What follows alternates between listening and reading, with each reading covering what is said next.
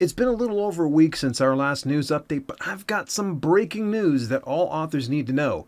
ACX is finally rolling out its controversial new royalty model, and all account holders will be affected by this change. Also, Spotify for Authors is updating its distribution terms, IngramSpark released some eye-opening metadata research, and scammers are still finding new ways to target authors. All that and more in the self-publishing news for May the 8th of 2026.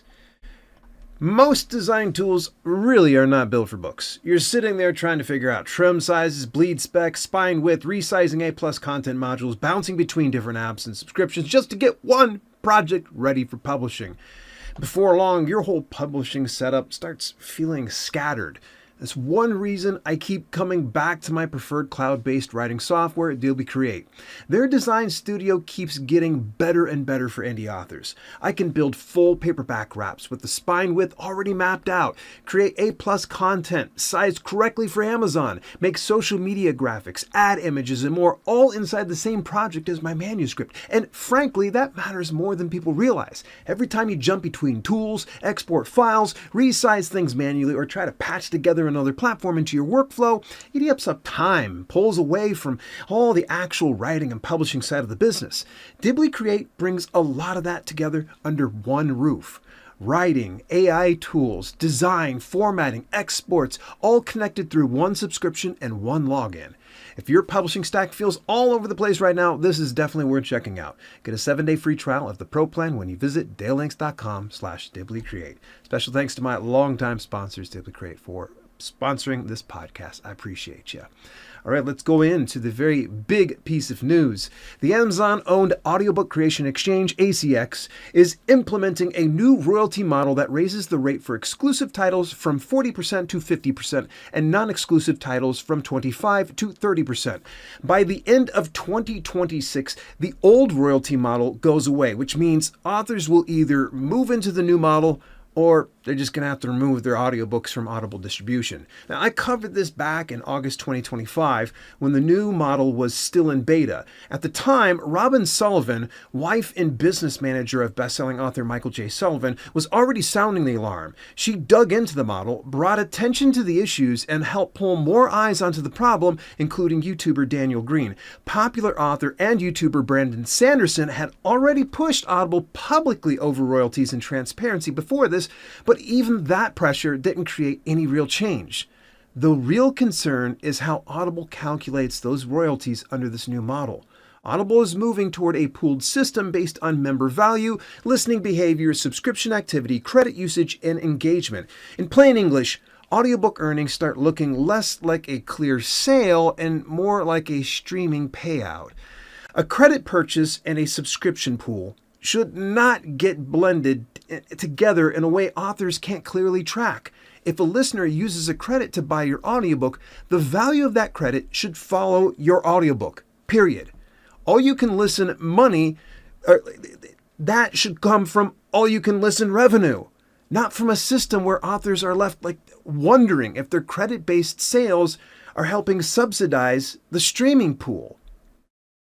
Audible may frame this as more opportunity, better discovery, and higher royalties.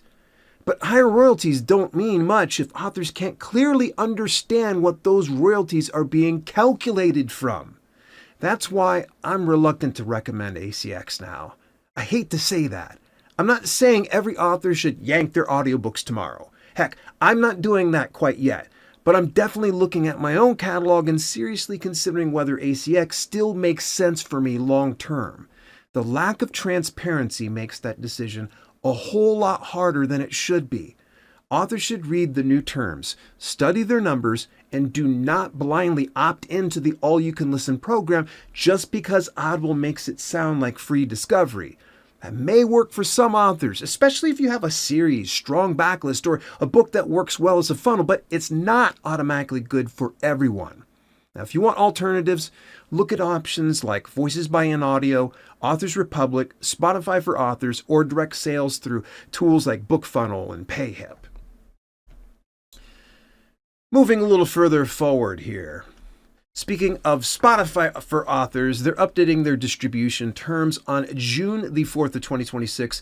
The update appears to be tied to a new Spotify-provided payouts platform for existing Spotify for authors users.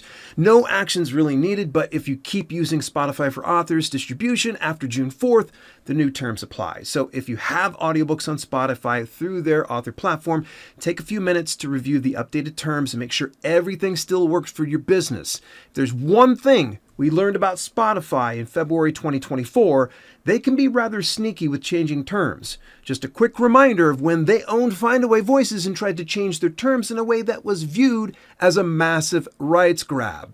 So again, review the updated distribution terms with Spotify for authors.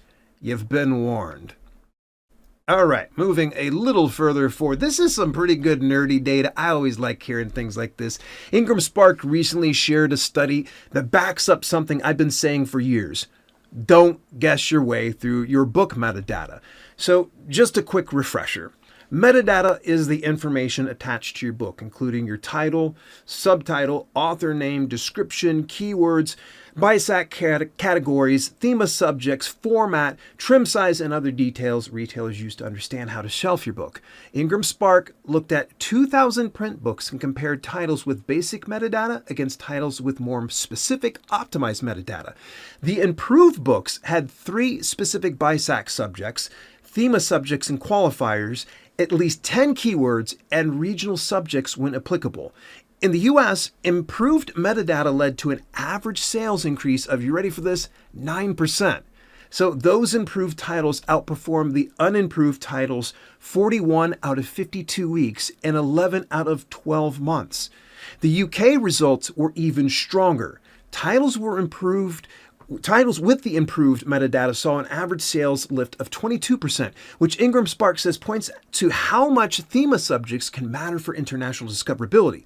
Also, IngramSpark found that older titles with improved metadata declined 8% less year over year compared to the unimproved group. So if your older books aren't selling like they used to, your metadata might need an audit before you start blaming the market, the algorithm, or the lunar cycle. Now, as a minimum, audit your book's metadata at least once per year.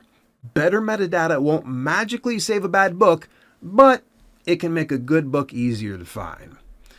Okay, let's go ahead and we are going to go in for the Rapid Fire News Flash. It's time for the Rapid Fire News Flash, a quick roundup of headlines hitting the self-publishing world. And this week, boy, we got a few things to take note of. Apple Books for Authors has scheduled iTunes Connect maintenance on May 16th, starting at 9 a.m. Eastern Daytime, and it could be unavailable for up to 2 hours.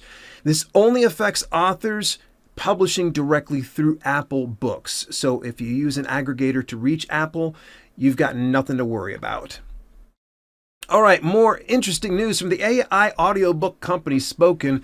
They have been building out its certified spoken producers network, giving authors access to trained creative partners who can help with AI audiobook production. Now, if you'd like to learn more about managing, casting, narration, editing, and publishing inside Spoken, join their next training on May the 13th. By the way, all the links are inside the show notes as per usual.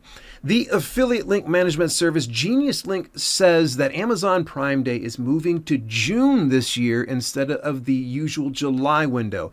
So if you promote books, run ads, or use affiliate links, now's the time to start prepping because Amazon usually puts a ton of marketing behind Prime Day. It's a very big deal to them.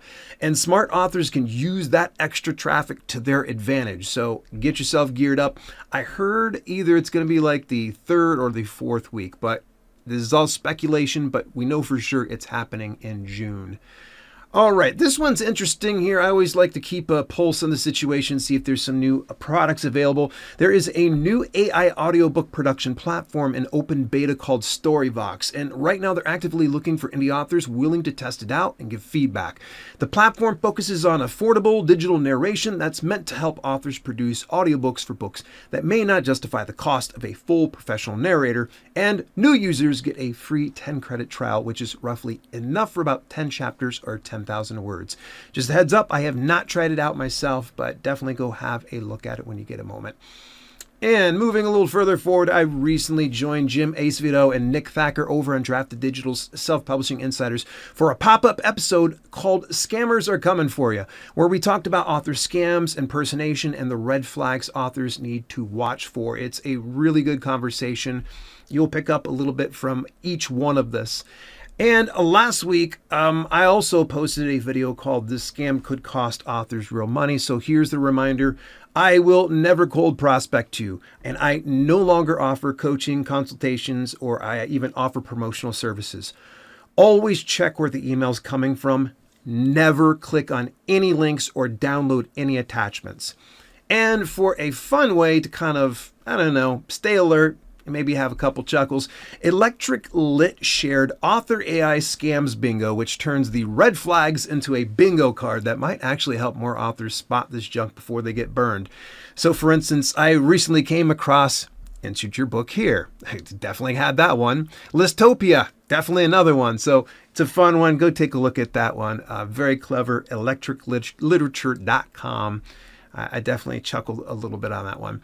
Hey, a special thanks to Dibbly Create for sponsoring this podcast. If your publishing stack feels scattered, Dibbly Create brings writing, AI tools, design, formatting, and exports into one place.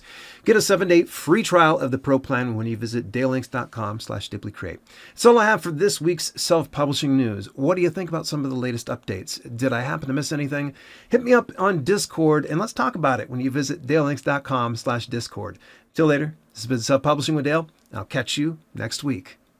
Hey, thanks so much for tuning in. Special shout out to my channel members for both the podcast channel and the main channel.